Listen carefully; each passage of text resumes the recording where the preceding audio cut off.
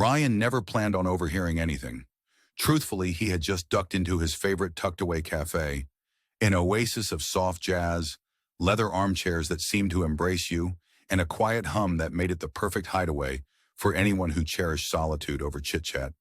He ordered his usual black coffee, settled into a secluded corner with his laptop, and slipped on his earbuds. Not for music, but simply to drown in a gentle silence that sharpened his focus. He pulled up the hood of his sweatshirt, determined to keep the world at bay. He truly thought he was in his element.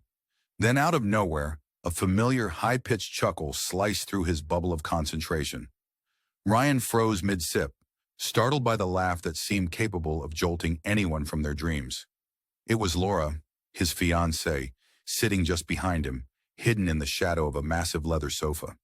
He hadn't even registered her arrival. For a heartbeat, he almost turned with a smile and an impish, "Fancy seeing you here."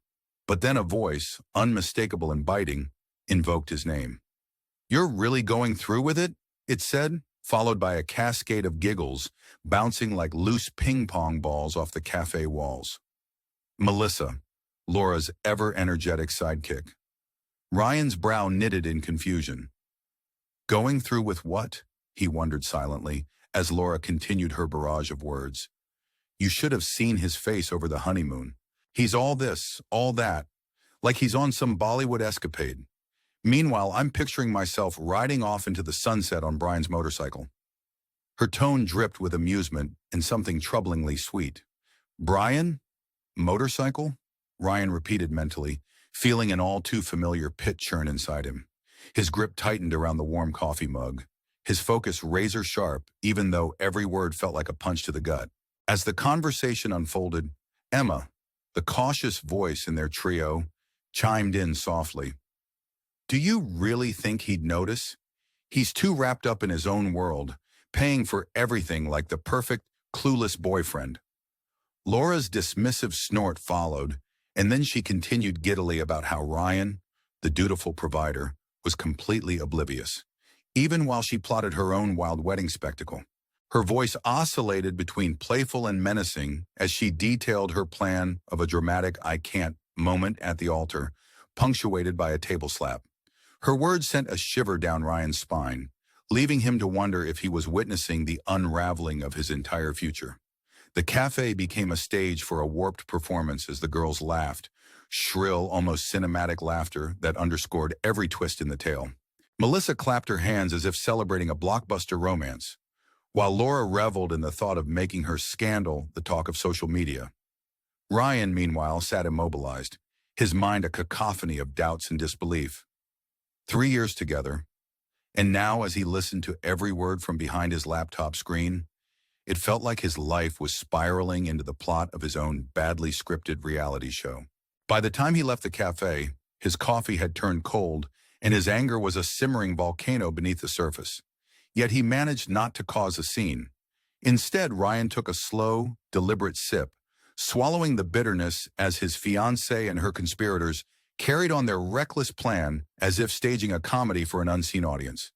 The humiliation he felt was monumental, but this was not the end for him. Later that evening, Ryan came home and greeted Laura with his trademark, dependent bear hug. Hey babe, rough day? He murmured, pressing a kiss to her forehead as if nothing were amiss. Laura sighed dramatically in reply, tossing some wedding details his way in a tone that suggested she was both weary and excited by secrets only she knew.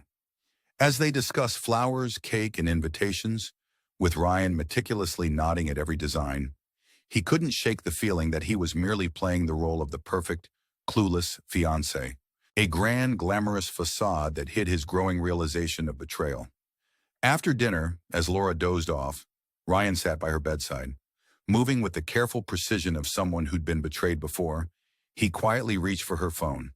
The passcode was as simple as 1, 2, 3, 4, and within moments he was scrolling through private messages.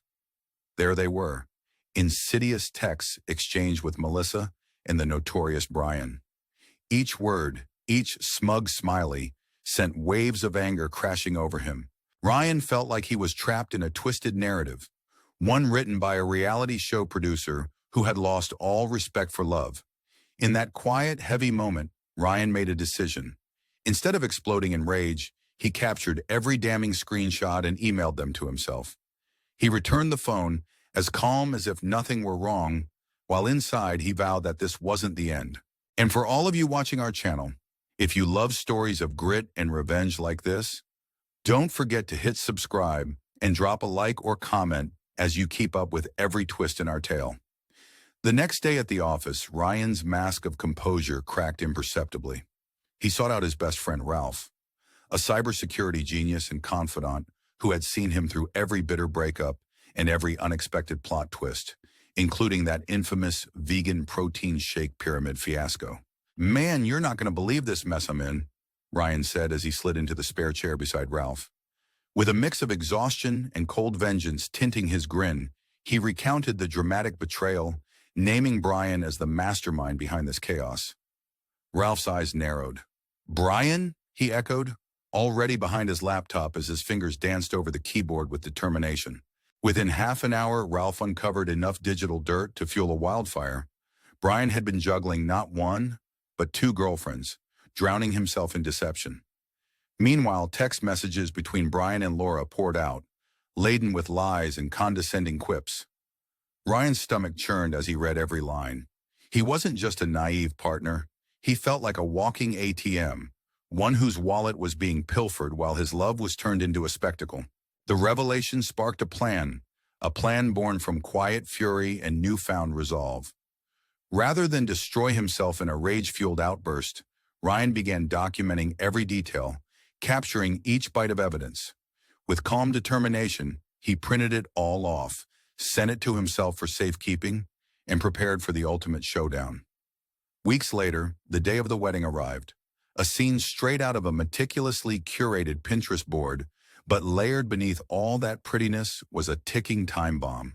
The church courtyard was awash in white ribbons and flickering candlelight, with guests buzzing in anticipation. Ryan stood at the altar, impeccably calm in a suit that couldn't have concealed his inner storm. Laura, radiant in an extravagant, over-the-top gown and with hair styled to perfection, glided down the aisle exuding confidence mixed with a hint of mischief. But just as the priest began the vows, Laura's act crumbled. In a moment that felt both scripted and shockingly real, she stuttered out a confession. I can't," she whispered dramatically, gasps rippling through the crowd. Amid hushed whispers, the bridesmaids, previously in on her charade, started recording on their phones. Then came the earth-shattering twist. The disruptive roar of a motorcycle echoed across the courtyard. Brian, leather-clad and smirking as if commandeering his destiny, rode into view. But before he could claim any victory, a pack of bikers arrived like a pack of wolves. Leading them was Butcher, a man built like a mountain with a presence that demanded absolute respect. Butcher's silent judgment rippled over the chaos as he grabbed Brian by the belt and hoisted him like a rag doll before the stunned crowd. "This jerk's my plaything today," Butcher bellowed over the thundering engines, sending shockwaves through the guests. As Brian's protests faded into the roar of motorcycles, a profound silence enveloped everyone. Laura, caught in her own theatrics, spun around with wide, panicked eyes. A scene that was beginning to feel more tragic than triumphant. In an almost surreal moment, Ryan stepped forward.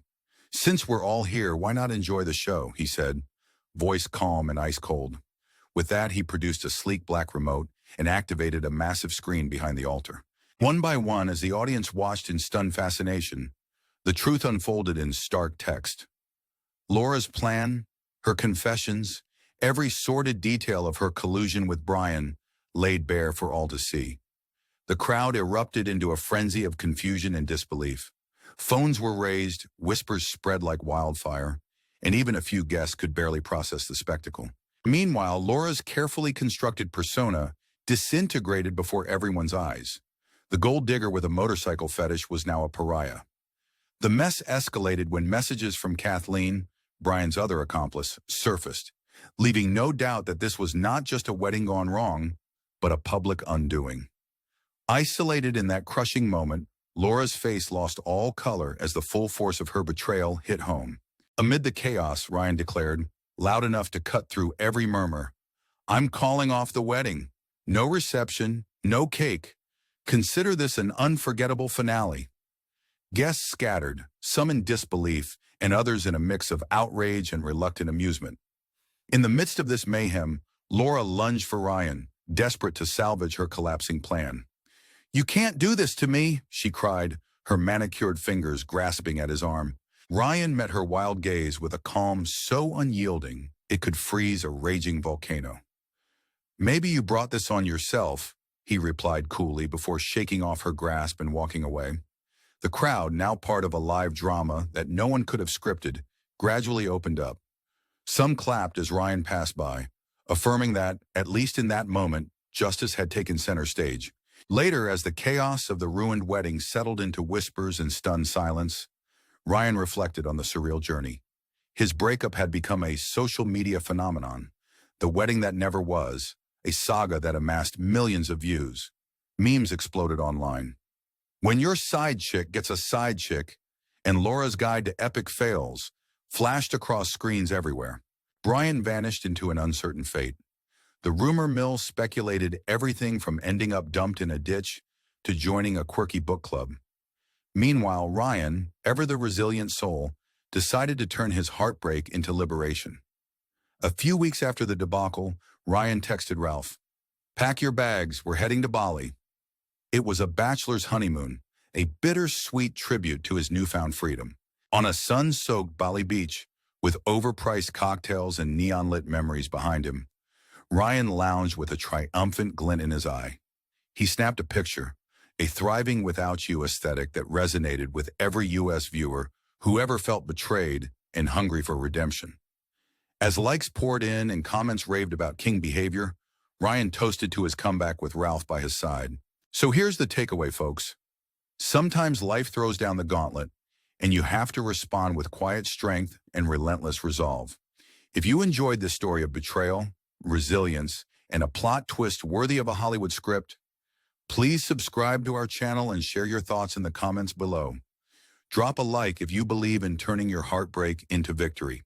Under a Bali sunset, as Ryan clinked glasses with his best friend, the scars of yesterday melted away into a future of newfound freedom. He learned that betrayal can forge strength and that sometimes the best revenge is simply living your best life. And with that, our story comes to a close. A wild ride from the depths of humiliation to the heights of redemption. Thank you for watching our video. Stay tuned for more stories that keep life's drama raw and real. And remember, every end is just the start of a new beginning.